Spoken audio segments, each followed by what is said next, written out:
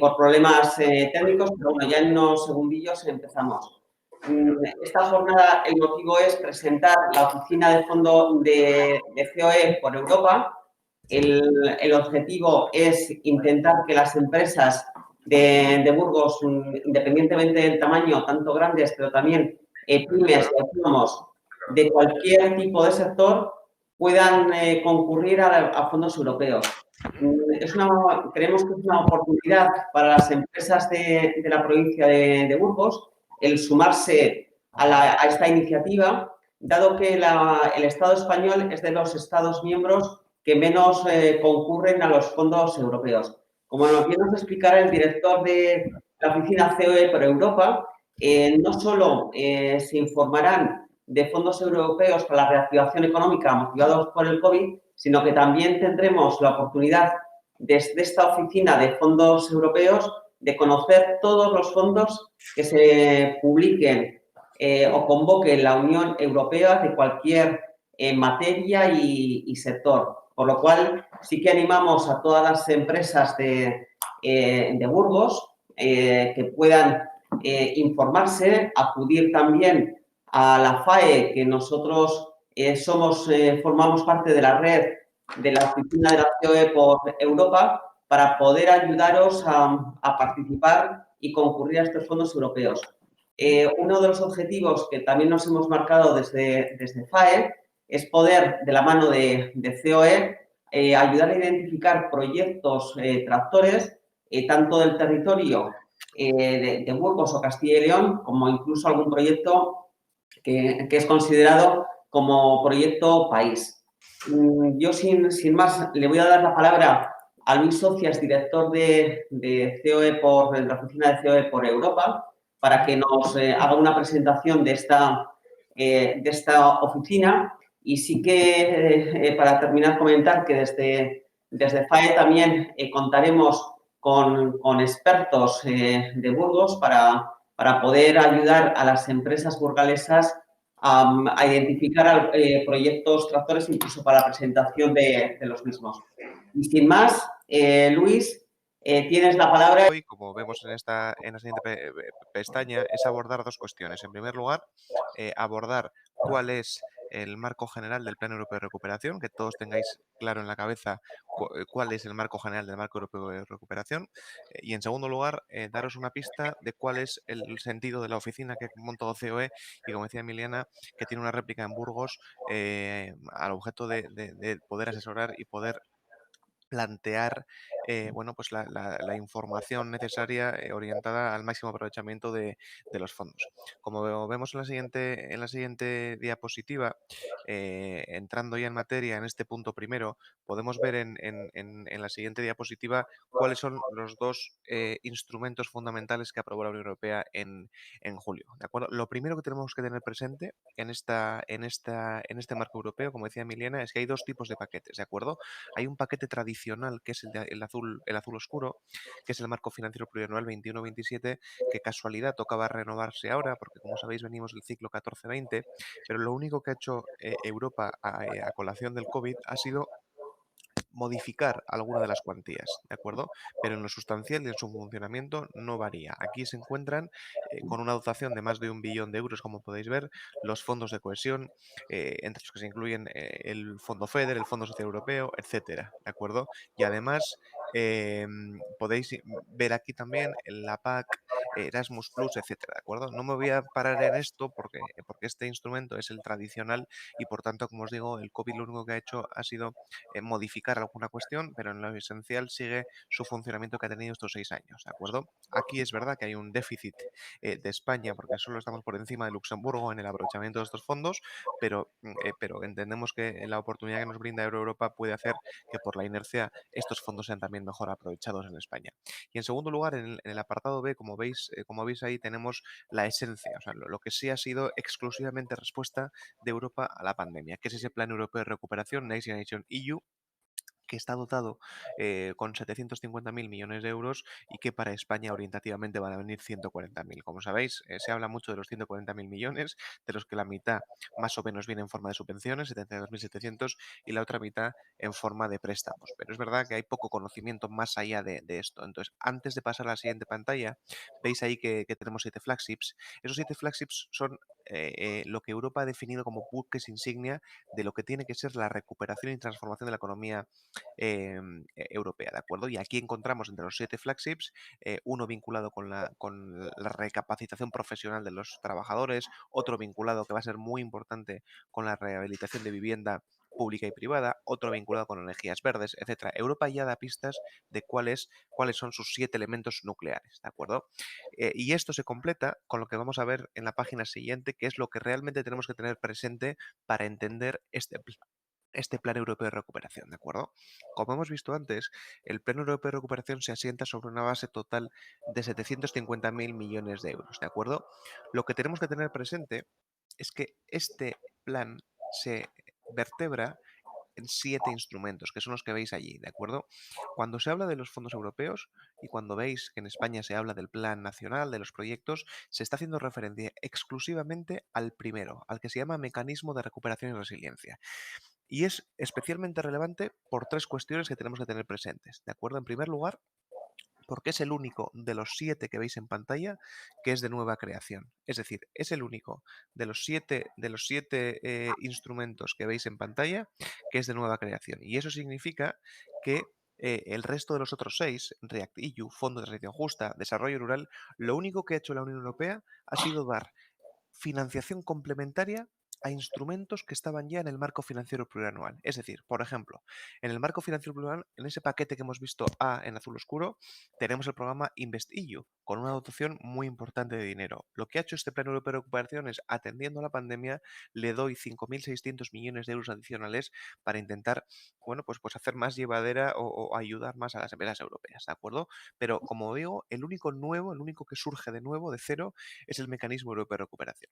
En segundo lugar, es relevante porque, como veis, concentra el 90% del dinero y lo hace a nivel europeo y a nivel nacional, ¿de acuerdo? A nivel nacional, de los 140.000 millones que orientativamente va a recibir España, 125.000 aproximadamente responden a este mecanismo, ¿de acuerdo? Y en tercer lugar, y esto es sustancial, este, este mecanismo es importante porque el acceso a él se hace a través del famoso Plan Nacional, a través del Plan España Puede, ¿de acuerdo? Por eso es relevante y por eso el resto de mi intervención lo voy a orientar en torno a este mecanismo. En la siguiente pantalla podéis ver eh, eh, cuál es el foco que ha puesto Europa y me gustaría aprovechar esta pantalla para explicaros exactamente cuál es el papel de la Comisión Europea o de la Unión Europea en todo esto. La Unión Europea se ha quedado un papel meramente de supervisor o de evaluador, ¿de acuerdo? Y decimos que es evaluador ex ante y ex post. Ex ante significa que la Unión Europea ha definido el terreno de juego sobre el que tiene que asentarse el plan nacional. Es decir, el plan nacional que los países están elaborando no es de libre construcción, sino que tiene unos parámetros y un terreno de juego bien definido. Y esa definición del alcance del terreno de juego tiene 2 inputs, ¿de acuerdo? Tiene un input común a toda Europa, que es lo que veis en pantalla, es decir, toda Europa tiene que converger y los planes nacionales tienen que orientarse a 2 grandes transiciones, la verde y la digital, con unos porcentajes mínimos de asignación de la cuantía que reciba el país del 37% en el caso del Pacto Verde y del 20% en el caso del Pacto Digital, aunque es cierto que España ha aumentado en la parte digital ese 20 a un 33%, por tanto el 60% del dinero, el 70%, perdón, del dinero se concentra en España en la parte verde digital. Y luego hay un elemento complementario, que es una aspiración europea a la que quiere que los países avancen, que es esa reindustrialización que en provincias como Burgos es fundamental y estáis mejor situados, ¿de acuerdo? Entonces, este es el input común que todos los países tienen que asumir, pero hay otro input específico, ¿de acuerdo? Que tiene 2 partes. Y ahora os digo una de ellas porque la habréis visto en la actualidad en los últimos días. El primer input específico de cada país es lo que se llama semestre europeo. El semestre europeo es la herramienta que utiliza la Unión Europea para intentar alinear las políticas económicas de los países. Y eso se traduce en que hace un informe anual importante, en el caso de España fue en febrero, donde en un documento de más de 150 páginas establece un conjunto detallado de recomendaciones específicas hacia las que tiene que España orientar su política en materia de impuestos, en materia educativa, en materia de pensiones, en materia de contratación pública, etcétera. ¿De acuerdo? Son un conjunto de recomendaciones que van a ser después el criterio de evaluación de ese plan nacional. Y en segundo lugar, hay otro elemento que ha aparecido en escena, que es el informe de Estado de Derecho. El informe de Estado de Derecho que ha empezado este año, ¿de acuerdo? Y ha empezado este año con motivo de la aparición en países del este de Europa de gobiernos que están poniendo en riesgo los valores fundacionales de la Unión. Y el informe de Estado de Derecho lo que hace es hacer una evaluación no económica, sino de carácter político y de libertades públicas. Es decir, se evalúa cómo el país respeta las libertades públicas, los derechos fundamentales, la libertad de prensa, la independencia del Poder Judicial, la lucha contra la corrupción, etcétera. Y esto ha dado lugar a que Hungría y Polonia, como le pudisteis leer el lunes, se hayan levantado en armas prácticamente porque, claro, si esto se condiciona a ese informe de Estado de Derecho, que antes no era así, pues puede que ellos salgan rojos en la foto y tengan menos opciones de recibir fondos. En todo caso, lo importante en este punto es tener claro cuál es el campo de juego, el punto de partida sobre el que España tiene que presentar el plan, ¿de acuerdo?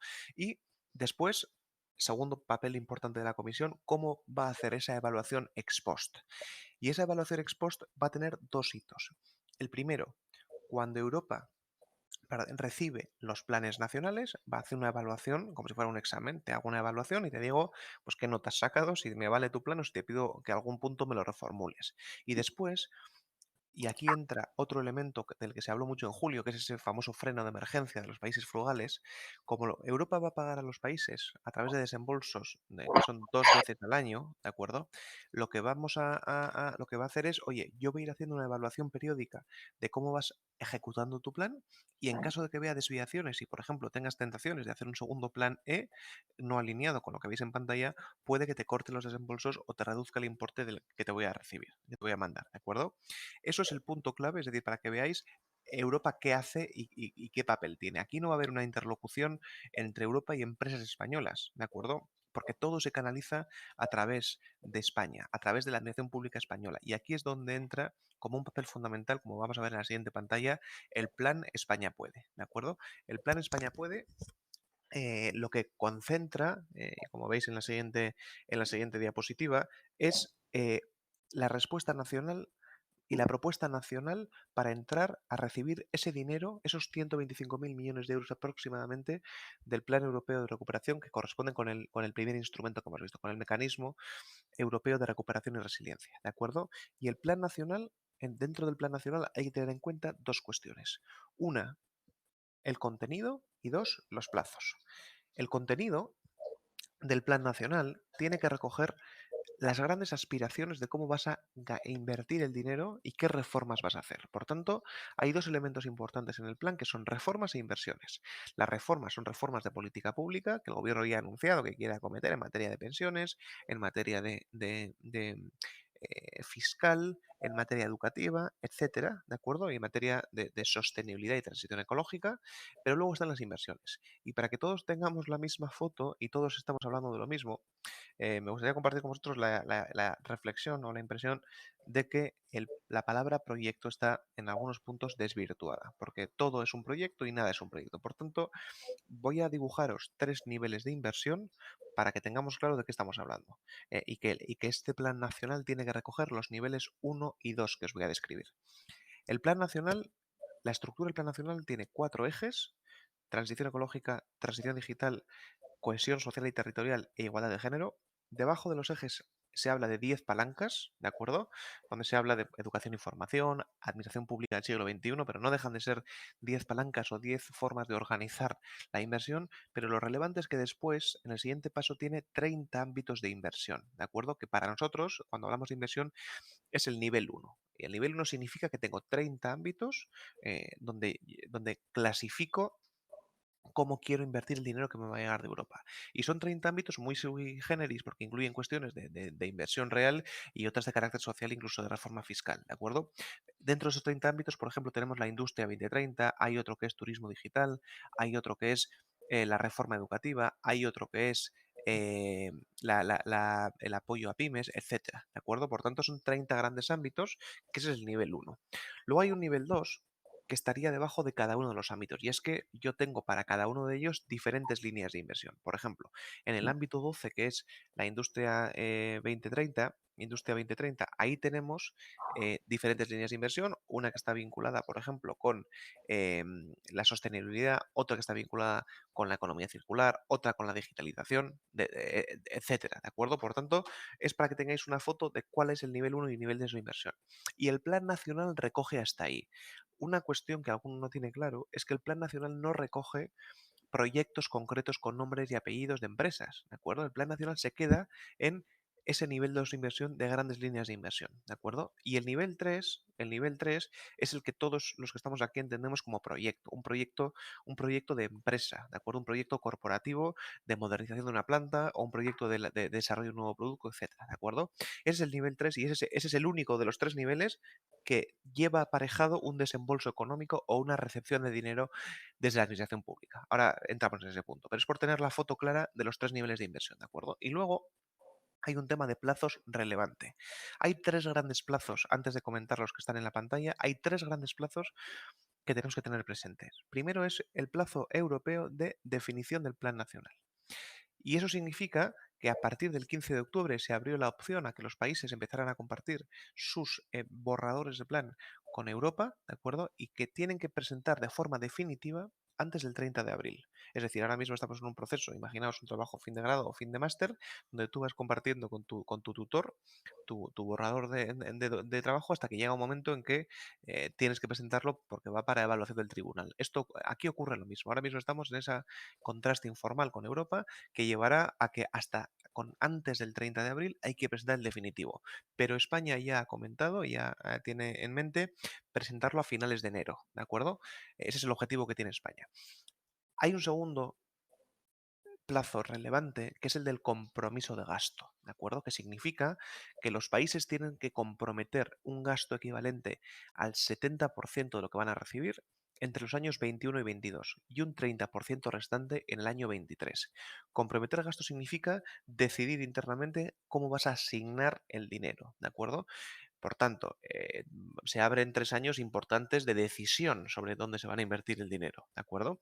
Y que además es relevante porque dentro de esa evaluación que os he dicho que va a haber ex post, esa evaluación periódica, va a haber una evaluación importante a finales del año 2022 donde en función del desempeño de la economía española y en función de cuál haya sido la agilidad de España en el compromiso de gasto para llegar a ese 70%, puede que nos quiten parte del 30% restante. Por tanto, y esto lo comentaba Emiliana antes, si no somos ágiles como no hemos sido tradicionalmente en fondos europeos, puede que parte de esto nos lo puedan quitar, ¿de acuerdo?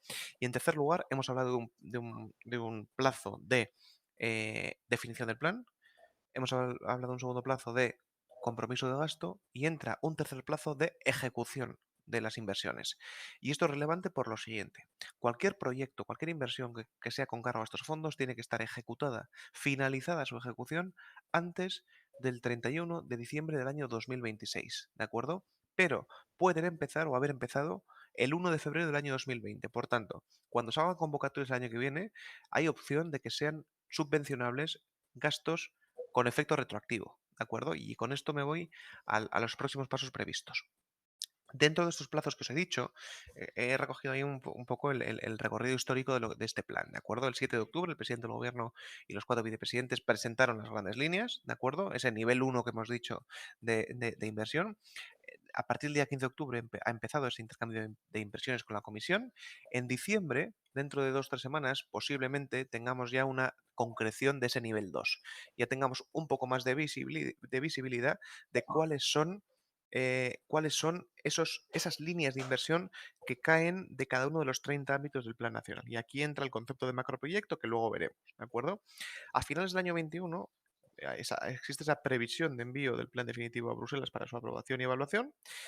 Está previsto que a finales del primer trimestre, o sea, en torno a marzo, podamos empezar a recibir o sacar, que España saque las primeras ayudas y licitaciones, ¿de acuerdo? Y finalmente, en junio y julio está previsto que llegue el primer pago del 10% de anticipo de los fondos europeos a España. Hemos dicho que va a haber 2 pagos anuales, pero es verdad que va a haber un anticipo inicial en julio. Y aquí me gustaría haceros en la vinculación entre esto y el presupuesto del año 2021 para que veáis cómo encaja. Aunque Europa mande la primera cuantía en junio o julio, eso no va a ser incompatible con que el gobierno empiece a sacar, autonómico o nacional, sus primeras convocatorias de licitaciones y subvenciones en marzo. ¿Por qué? Porque el gobierno de España tiene mucha confianza en aprobar los presupuestos del año 2021 y tiene la plena voluntad de, pocas semanas después de aprobarse, que será a finales de diciembre, principios de enero, pocas semanas después, empezar a sacar convocatorias y licitaciones con cargo a fondos propios que luego sean reemplazados por el dinero que venga de Europa. ¿De acuerdo? Por tanto, tenemos cierta seguridad, y así nos lo han transmitido desde Moncloa, que en marzo puede ser el momento en el que empiecen a salir esas convocatorias dirigidas a ese nivel 3 de inversión, a los proyectos corporativos específicos. ¿De acuerdo? Y en este mapa entran 3 aspectos clave que son los que veis en pantalla. En primer lugar, nos parece fundamental que el gobierno haga un modelo de gobernanza razonable, es decir, aquí va a haber, y ya lo vamos a ver ahora, una participación del sector de la comunidad autónoma más importante, pero o tenemos la foto completa a nivel nacional de cuál es el estado de ejecución del plan en España, o Bruselas nos va a poner rojo como nos ha puesto en los últimos años. En segundo lugar, nos parece fundamental, y estamos luchando desde COE a nivel nacional y desde FAE a nivel provincial y autonómico con CECALE, para potenciar al máximo la colaboración público-privada. No podemos asumir que la empresa se quede exclusivamente como una proveedora de licitaciones o como una beneficiaria de subvenciones. Hace falta que participemos en la definición de las prioridades y en la concreción de líneas de inversión, porque si no, esto va a ser, como siempre, una inercia y no va a estar adaptada la inversión a lo que realmente hace falta ahora mismo en España. Y finalmente, y esto es un punto importante que habréis podido leer en prensa esta semana, nos parece fundamental, y si sois sufridores de la ley de contratos públicos o de la ley de subvenciones, lo veréis en primera persona, tenemos que agilizar los trámites, porque si no, si nos sometemos a los plazos ordinarios de licitaciones y subvenciones, esto va a ser muy difícil de ejecutar en los plazos previstos. Y aquí, como veremos después, COE ha propuesto al Gobierno, a través de nuestro presidente Antonio Garamendi, una propuesta de modificación de la ley de contratos y ley de subvenciones, así como de otra legislación complementaria, como la ley 40-2015 o la ley general presupuestaria, para acortar al máximo los trámites y reducir al máximo la necesidad de aportar documentación duplicada. ¿De acuerdo? Vamos a apostar, entre otras cuestiones, apostamos por la declaración responsable, apostamos por reducir plazos, etcétera. Entonces, esta propuesta ya la hemos presentado al Gobierno, y el Gobierno está trabajando para aprobar un Real Decreto Ley a finales del año 2020 o principios del 21 que suponga una agilización y una eliminación de cuellos de botella. ¿De acuerdo? En la siguiente pestaña podéis ver, en la siguiente pantalla, perdón, podéis ver con un poco más de detalle el cronograma que hemos establecido, ¿de acuerdo? Esto es lo que os he intentado trasladar yo, que lo vais a tener la presentación a vuestra disposición, por tanto no me voy a parar, porque es lo mismo que hemos ido hablando, pero para que lo tengáis de manera más gráfica y tengáis una foto más completa de cómo está el partido en cada momento. Y es relevante en la siguiente pantalla los 4 puntos más operativos y que más pueden interesar a una empresa y en lo que ahora mismo estamos poniendo más el foco, ¿de acuerdo? En primero, hemos hablado mucho de prioridades, de inversiones, pero entiendo que ahora me pongo en el gorro de una empresa y es, vale, bien, pero esto cómo va a llegar a mí o cómo yo soy capaz de poder beneficiarme de esto. Entonces, aquí hay 4 elementos sustanciales para que entendáis exactamente en qué minuto está el partido, ¿de acuerdo? En primer lugar, el criterio de canalización de fondos hacia el sector privado va a ser o se va a guiar por un criterio de concurrencia competitiva, ¿de acuerdo? Concurrencia competitiva a través de los 2 instrumentos que legalmente existen para poder canalizar el dinero público al sector privado, que son o bien licitaciones públicas o bien subvenciones, ¿de acuerdo? La licitación pública va a venir cuando la administración pública lidere una obra, un servicio o un suministro. Mira, yo quiero Diputación Provincial de Burgos a acometer una carretera, o yo quiero, Ministerio de Fomento, no sé, quiero ejecutar una mejora en un embalse, lo que fuera.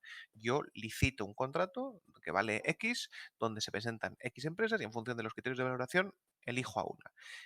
Ahí la diferencia que va a haber respecto a una licitación ordinaria es que los fondos que se van a dar a esa licitación van a venir de la Unión Europea en vez de recursos propios, pero no cambia nada, es decir, no va a tener ningún cambio ese funcionamiento salvo el tema de plazos. Y la segunda gran el segundo gran instrumento para canalizar los fondos van a ser las subvenciones. Las subvenciones van a estar dirigidas a hacer más llevadera la inversión que una empresa privada quiera llevar dentro de su empresa. Es decir, oye, yo tengo un proyecto de, como hablábamos antes, ¿no? De automatización de procesos, de robotización, de fabricación, de modernización de mi planta de fabricación, de mi cadena de producción, etcétera. Entonces, yo lo que hago es, si mi proyecto vale 100, yo aspiro a que la administración me sufrague, y ahora veremos los porcentajes, parte de esa inversión con cargo a ayudas no reembolsables, son a fondo perdido, ¿de acuerdo? Ese es el primer punto que tenemos que tener presente y que va a haber opción de una eh, eh, herramienta residual para excepciones que estén justificadas, que es la constitución de consorcios público-privados, ¿de acuerdo? Y esta constitución de consorcios público-privados se va a dar en casos específicos, como os decía, donde esté justificado por la necesidad de concurrencia de muchas empresas, incluso de que sean competencia, porque además concurran empresas, sector público de diferentes niveles administrativos, en temas de hidrógeno, de energía, de baterías, de microchips, etcétera, ¿de acuerdo? Pero como os digo, la generalidad de los fondos va a estar canalizada al sector privado a través de concurrencia competitiva. En segundo lugar, ¿cómo va a ser la asignación territorial de los fondos? ¿De acuerdo? A priori pensábamos que podía primar un criterio de población, ¿de acuerdo? Un criterio de población o un criterio de PIB autonómico. Oye, pues yo si tengo una población de X, comunidad autónoma X, me va a llegar X. Eso no va a ser así. ¿Cómo se va a hacer? Dentro de los 30 ámbitos que he mencionado al principio, Moncloa va a asignar una cantidad a cada uno de ellos. Y dentro de ellos se va a dividir, se va a repartir a las comunidades autónomas por criterios, por ejemplo, de cómo impacta cómo ha impactado el PIB, o sea, el virus en el PIB autonómico en ese ámbito, o cuál es el peso de ese ámbito en el PIB autonómico. Por ejemplo, si estamos en un ámbito de industria, como hablábamos antes, en el ámbito 12 Industria 2030, posiblemente comunidades donde haya provincias como Burgos que son especialmente industriales, o Navarra o País Vasco, van a estar mejor posicionadas para recibir fondos vinculados con ese ámbito, ¿de acuerdo? Si hablamos, por ejemplo, de turismo, comunidades como Baleares, como Andalucía, como Canarias van a estar mejor posicionadas para recibir fondos de ese ámbito por la exposición que han tenido al virus y por el peso que tiene el turismo en su PIB autonómico. ¿De acuerdo? Por tanto, es cierto, y aquí sí me gustaría ser transparente, que estamos en un proceso de negociación presupuestaria y, por tanto, aquí puede que haya algún cambio de última hora en el marco de esa negociación entre el Gobierno y los diferentes partidos políticos. En tercer lugar, es relevante ver cómo va a ser la gestión de todo esto y para poder responder a la pregunta de, oye, yo empresa, ¿a quién tengo que ir? ¿Quién va a sacar esto? Para mí, ¿quién va a sacar la convocatoria? ¿De acuerdo? Y esto es relevante que aquí, por mantener esa visión país, van a tener bueno, pues un papel importantísimo en los ministerios. Los ministerios van a identificar y definir el marco de juego de cada uno de los 30 ámbitos que he mencionado, ¿de acuerdo? Es decir, yo, Ministerio de Fomento, voy a definir, por ejemplo, en el ámbito de la vivienda, cómo quiero que se haga la rehabilitación de la vivienda, ¿de acuerdo?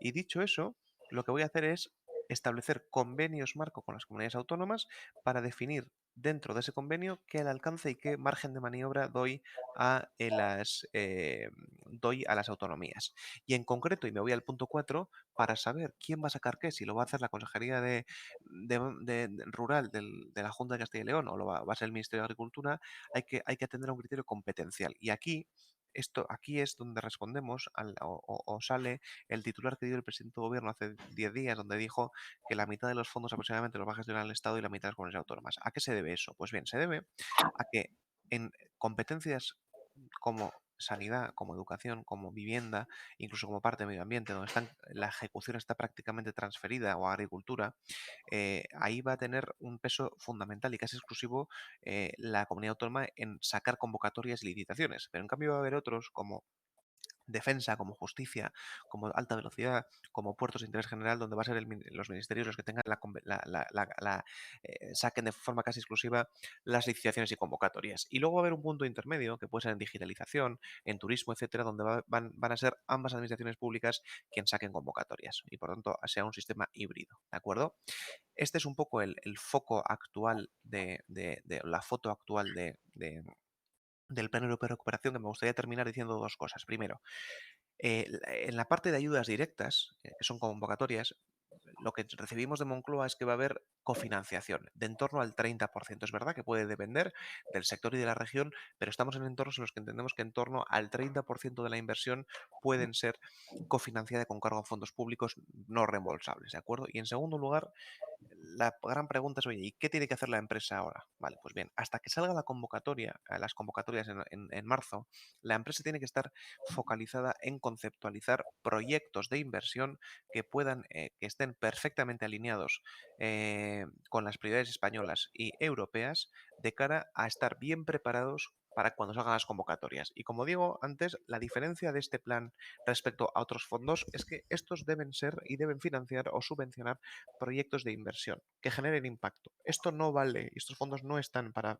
subvencionar ERTES, por ejemplo, que eso tienen otro mecanismo, no está, como algunos ICOs han sido, para aliviar las cotizaciones sociales, etcétera. Esto está pensado, ¿de acuerdo?, para proyectos de inversión que movilicen dinero y generen actividad económica, ¿de acuerdo? Ese es un poco el resumen de esta primera parte. Me gustaría, pasando a la siguiente página, hacer una mención a qué está haciendo COE y FAE en este ámbito y a partir de ahí a vuestra disposición para cualquier pregunta que os surja, ¿de acuerdo? Pues bien, COE, y a través de la voluntad expresa de su presidente, de Antonio Garamendi, ha querido tener desde el principio un papel bueno, proactivo en la recuperación y transformación de la economía española. Y en ese ámbito, a raíz de la cumbre empresarial que tuvo lugar a finales de junio de este año, lo que hemos hecho ha sido crear una oficina técnica de apoyo para proyectos europeos en agosto con dos grandes objetivos. Primero, actuar de ventanilla informativa de forma completa y actualizada sobre los fondos europeos, no solo sobre la arquitectura, que es la que hemos ido hablando, sino también, como habéis visto, del día a día, del minuto a minuto de la aplicación en España. Y en segundo lugar, ser capaces de aglutinar la voz del tejido empresarial en las conversaciones con el gobierno para garantizar que el sector privado sus intereses están defendidos. Y aquí tenemos 4 líneas de actuación. La primera de ellas es una plataforma digital que ahora comentaré con un poco más de detalle. La segunda es que estamos generando una interlocución a todos los niveles de manera fluida. Comisión Europea, Gobierno de España a través de Moncloa, comunidades autónomas a través de nuestras patronales autonómicas y provinciales como FAE y como CECALE, y también con nuestras organizaciones y empresas a través de webinarios como este y a través de reuniones. Hemos tenido más de 180 reuniones en 2 meses con empresas y organizaciones para que os hagáis una idea de lo que estamos intentando profundizar y detallar la información a todo el que nos lo pide. En tercer lugar, estamos elaborando diferentes documentos, como puede ser la propuesta de modelo de gobernanza que hicimos en septiembre, como puede ser el decálogo que presentamos para maximizar los fondos europeos, como puede ser la propuesta de esta semana de agilización con medidas concretas y propuestas concretas y detalladas de cambios normativos. La semana que viene presentaremos también un documento de respuesta al plan, etcétera, ¿de acuerdo? Y en cuarto lugar, estamos trabajando en línea de lo que decía Emiliana, en un catálogo de macroproyectos tractores que queremos presentar al gobierno en diciembre con el objetivo de concretar ese segundo nivel de inversión, darle ideas al gobierno para que oriente cómo tendría que sacar esas convocatorias de ayudas y de licitaciones. Y finalmente, por terminar, en la siguiente pantalla podéis ver esta plataforma digital que hemos habilitado, cuyo URL es coexeuropa.es, donde de forma semanal actualizamos toda la información relativa a los fondos europeos y que puede ser de utilidad para la empresa. Como veis, es un diseño atractivo y útil, atractivo e intuitivo, mejor dicho, que está pensado para el tejido productivo, desde un autónomo y una pyme a una gran empresa. Y como vais a ver en la última diapositiva, que es la siguiente, aquí tenéis el contenido informativo que ya hemos volcado y que en esta primera fase podéis ver. Es decir, es la única plataforma nacional que tiene agregado con un lenguaje sencillo todo lo que veis en pantalla y que también os anuncio que a partir de enero vamos a incluir diariamente todas las convocatorias de ayudas y todas las licitaciones públicas que vayamos sacando con cargo o sea, que España, desde una consejería, un ayuntamiento hasta un ministerio, vaya sacando con cargo a fondos europeos. Este es el contenido de la presentación que os quería proyectar y a partir de aquí a vuestra disposición para cualquier duda o pregunta que tengáis. Pues muchas gracias, Luis, por la presentación. Como bien decías, es el momento de que nuestros participantes puedan hacerte las consultas o preguntas que quieran. Y si os parece, lo que podéis hacer es mandar las preguntas por escrito a través de la pantalla y las voy leyendo yo a Luis para que sea más rápido. Perfecto. Hay una pregunta que nos la traslada Eduardo Arauzo, que dice, ¿energía y movilidad serán responsabilidad del Estado? Pues mira, son dos ámbitos que van a ser bastante compartidos, ¿de acuerdo? Movilidad, por ejemplo, además en la movilidad incluso va a tener un papel relevante o puede tener un papel relevante incluso los ayuntamientos, ¿de acuerdo? Porque es una competencia que está compartida, ¿de acuerdo? Y por tanto, sobre todo en la parte más urbana, puede tener un papel relevante los ayuntamientos. El gobierno central puede tejer las bases de la parte de movilidad, es movilidad más en la parte de definición, por ejemplo, de la renovación de la flota de vehículos, todo lo que tiene que ver con Renove las bases las va a definir el Estado, pero la ejecución puede ser en parte autonómica, ¿de acuerdo? Y en energía va a pasar un poco parecido. Es verdad que a nivel de redes, por ejemplo, puede tener un papel más relevante el Estado por la capacidad que tiene y por sus competencias, pero en la ejecución, en la parte más de I más I+D+I, en la parte más de descarbonización incluso, las comunidades autónomas pueden tener una parte relevante de ejecución. Son dos ámbitos cuya gestión va a estar compartida y no va a tener bueno, ese foco exclusivo en uno o en otro ámbito. Otra pregunta que también nos hace Eduardo es, ¿se va a generar una oficina de coordinación en FAE en cada provincia o comunidad autónoma? Vale, a ver, nosotros a nivel nacional, como sabéis, en COE ha montado esta oficina que tenemos aquí. Estamos en coordinación directa con nuestras patronales, en este caso la, la de Burgos a través de Emiliana en concreto. Entonces, nosotros lo que estamos haciendo es bueno, facilitar informalmente esa información que luego podéis replicar vosotros a nivel provincial autonómico. Otra pregunta que nos hace Héctor Elena. Pregunta, ¿las ayudas directas previstas para marzo podrían incluir inversiones ya realizadas? Sí, efectivamente. Y esto es un tema importante que estaba bueno, que está cerrándose y que tiene visos de ser así. Y en concreto, ¿de qué forma? Hemos hablado de que las convocatorias van a empezar a salir a partir de marzo, ¿de acuerdo? Pero es importante tener presente que son financiables o subvencionables eh, inversiones empezadas a partir del 1 de febrero del año 2020, ¿de acuerdo? Por tanto, sí es financiable con efectos retroactivos y además va a llegar un momento en el que las inversiones cuanto más maduras estén mejor, porque cuando, pues sí, o sea, y esto es una interpretación que hago yo que comparto con vosotros. Va a llegar un momento en el que si España tiene que garantizar una agilidad en la ejecución, si tengo ya inversiones maduras que ya están en marcha, es más fácil certificar esas inversiones. Por tanto, sí entra en eso siempre y cuando, como os decía, el periodo de ejecución de las inversiones haya comenzado o se haya producido a partir del 1 de febrero del año 2020. Otra pregunta que nos hace Marayob dice, el resumen es que las inversiones que hagamos las empresas en las directrices de digitalización, sostenibilidad, impulso a la actividad económico marcados por la Unión Europea podrían ser como ayuda económicamente como máximo en un 30%. Ahora mismo se ha hablado de un ratio de 1 a 4, es decir, que por cada euro público se mueva, o sea, que de 4 euros, cada euro público tenga acompañado 3 4 euros adicionales privados, ¿de acuerdo? Pero claro, estamos en un estadio inicial que son medias ponderadas. En función del tamaño de la empresa, en función del sector, puede que ese 30% suba bastante y sobre todo por un elemento que he dicho antes. como vamos a llegar a un punto en el que, a ver, España, cuando mejor ha ejecutado fondos España europeos fue en los años 80-90, cuando se generalizaron las infraestructuras de carreteras, ¿de acuerdo? ¿Por qué? Porque una sola carretera, certificar una carretera de golpe te suponía aprovechar miles de millones de pesetas, ¿de acuerdo? Claro, ahora, como las ayudas para estos sectores van a ser más pequeñas, es más difícil que poquito a poquito puedas ejecutar una cantidad grande. Por tanto, si se va viendo que los ritmos de ejecución son lentos, esa cofinanciación estoy seguro que va a subir hasta porcentajes más altos con esa necesidad de ejecutar mayor cantidad de fondos. Daos cuenta que va a haber mucho dinero en juego, hay mucho, mucho dinero y lo que hace falta son proyectos, ¿de acuerdo? Y por eso me hacía esa reflexión en torno a que ahora mismo la prioridad tiene que ser conceptualizar proyectos, porque va a haber mucho dinero y hace falta montar proyectos que sean susceptibles de financiación, porque estoy seguro que van a recibir lo que sea menester. Otra pregunta que nos hace David Calvo, en relación al área 3, los proyectos que pueden ser subvencionados, ¿es posible colaborar entre empresas y centros de investigación? Me refiero a tipo los PIB del CEDETI. Mm. Eh,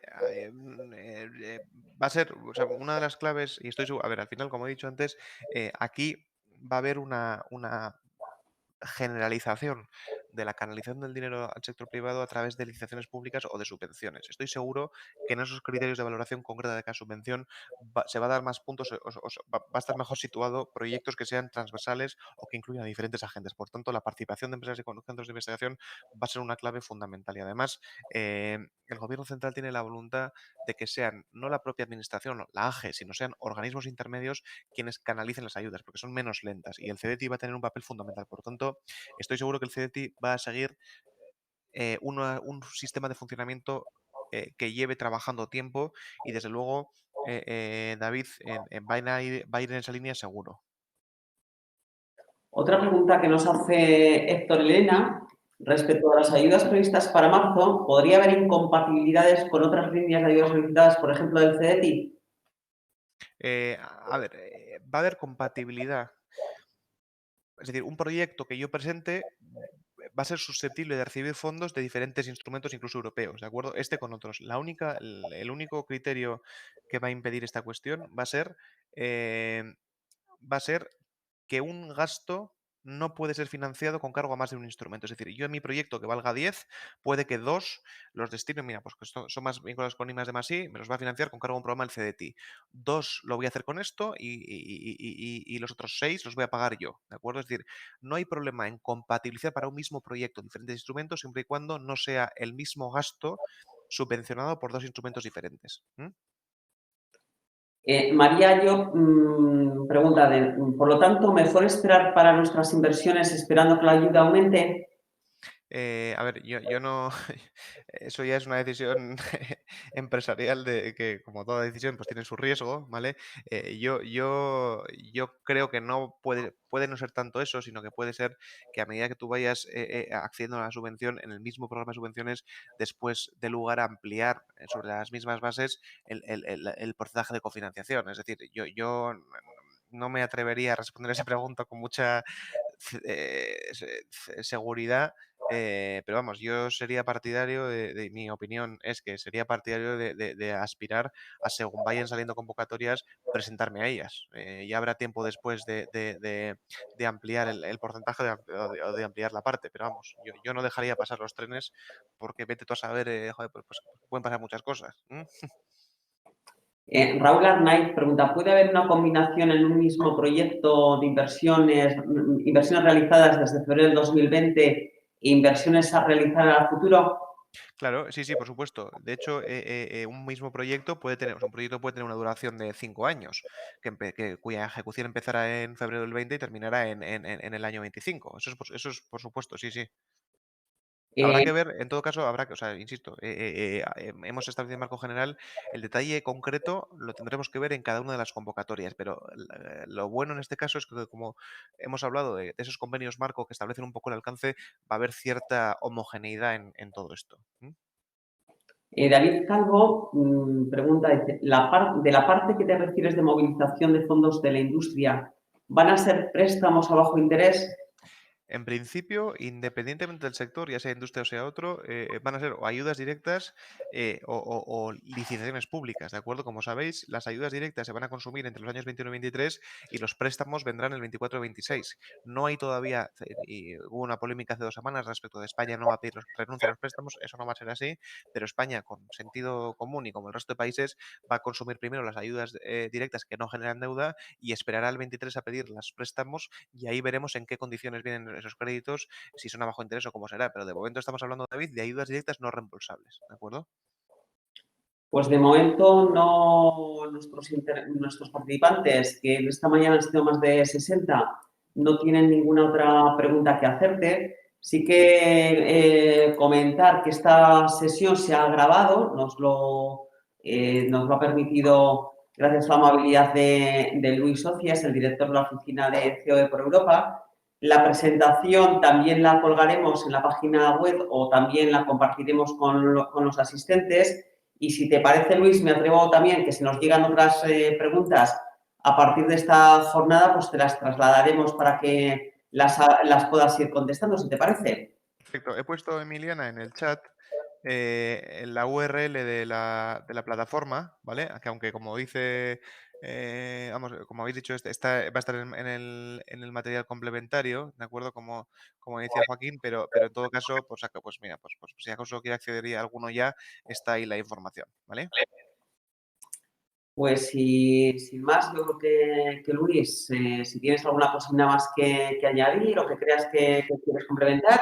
Yo, dos cosas simplemente. Volver a ponerme a vuestra disposición, Emiliana, en lo que ya estamos haciendo. De hecho, tengo alguna cuestión que responderos todavía pendiente en mi cajón para algún tema de Burgos y, por supuesto, a vuestra disposición. Y, en segundo lugar, pediros disculpas de nuevo por el retraso inicial, que es la primera vez en 2 meses y medio que tengo un problema técnico que no me permite participar, meterme ya.